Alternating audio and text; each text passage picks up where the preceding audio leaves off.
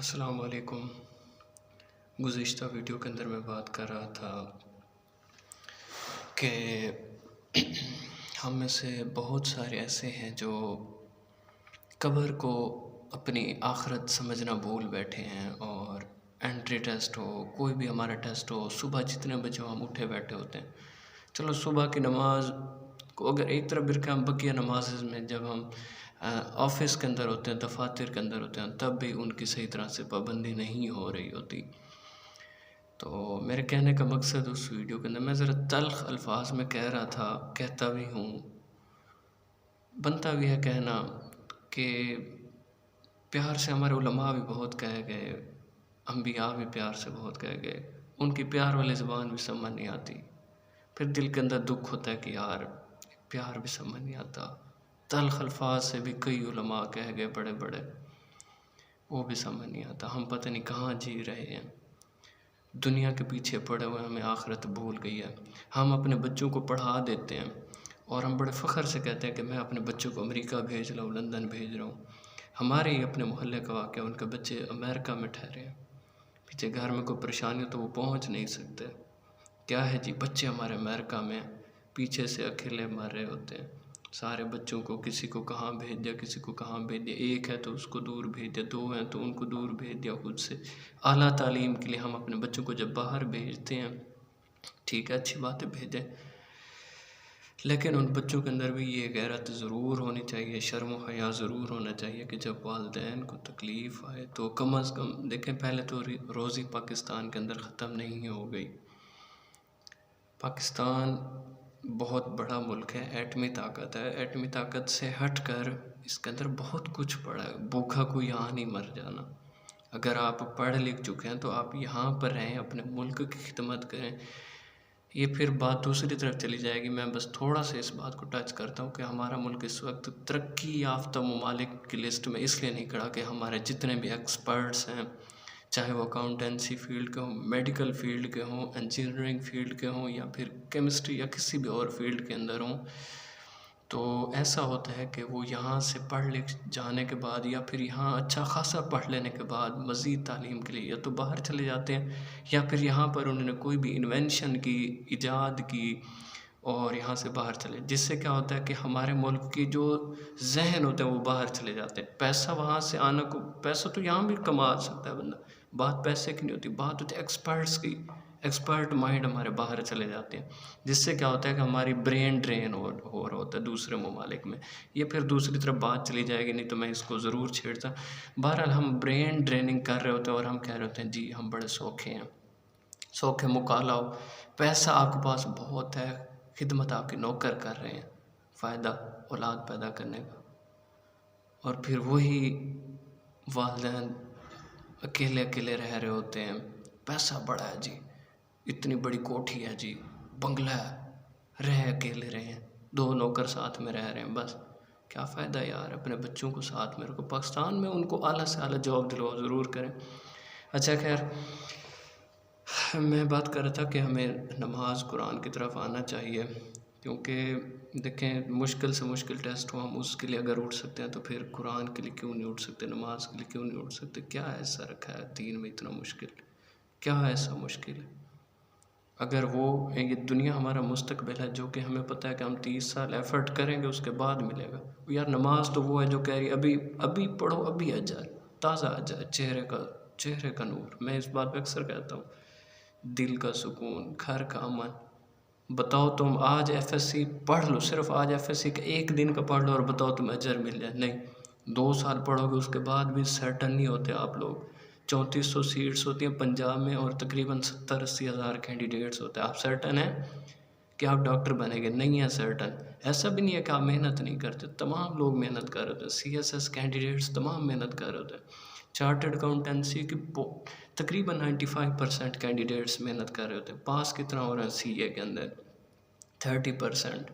MBBS के अंदर कितना पास हो रहे हैं, यानी कि एंट्री टेस्ट में 70,000 में से 3400 लोग।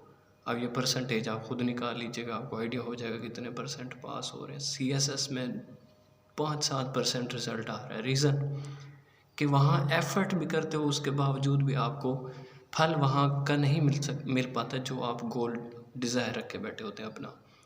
लेकिन यहाँ नमाज़ पढ़ो जन्नत मिलेगी। आपने जन्नत ज़हन में रखी, जन्नत मिलेगी। आपने हूरों को ज़हन में रखा, हूरें मिलेगी। आपने नेकियों को ज़हन में रखा, नेकी। आपने घर का सुकून ज़हन में रखा, वो मिलेगा। आपने चेहरे की रानाई खूबसूरती ज़हन के अंदर रखी, वो मिलेगी। आपने ज़हनी सुकून ज़हन में रखा, वो मिलेगा। घर का सुकून रखा, वो रखा। कारोबार की बरकत मांगी, वो मिली। जैसे मांगी वो मिल गई। अब आओ नमाज में सारा कुछ मिलना शुरू हो जाएगा।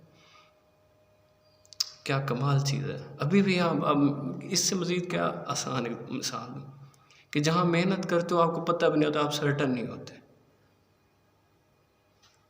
1% भी आप सर्टन नहीं होते कि आप CSS में मेहनत कर रहे हैं और आप बन जाएंगे। 5% में और भी तो बहुत कंपेटिटर होते हैं आपके। और यहाँ तो कंपटीशन ही नहीं। अल्लाह ताला कहते हैं मेहनत करो, आपको मिलेगा, तमाम को मिलेगा।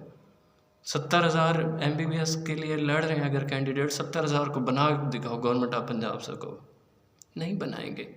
तो फिर आप उस चीज़ के लिए मेहनत करो जहाँ आपको सर्टेनिटी भी नहीं है, श्योरिटी भी नहीं है। मेहनत करो ज़रूर, दुनिया में भी रहना है, दुनिया से इस्लाम मना नहीं करता।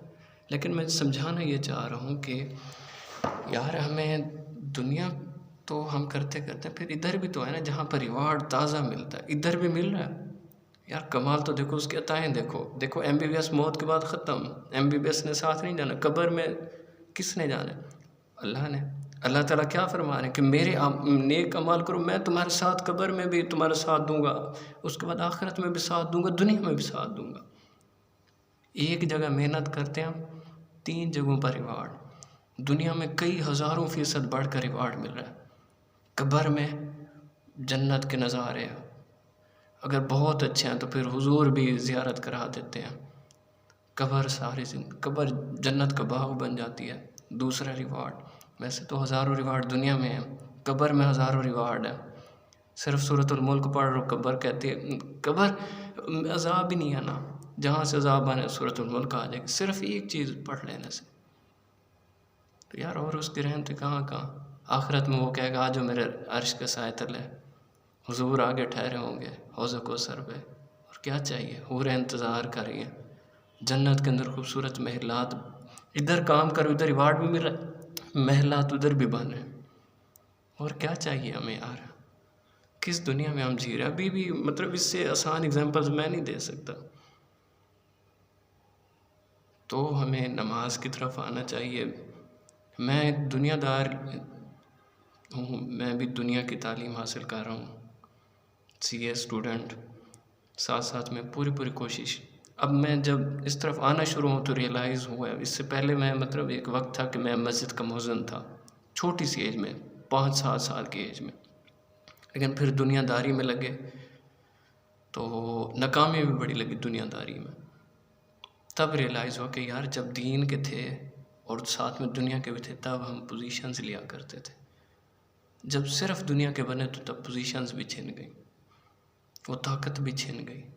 अब दोबारा एहसास हुआ कि यार हकीकी सुकून इधर ही है। आहिस्ता आहिस्ता कोशिश करें कि पलट आएँ दीन की तरफ।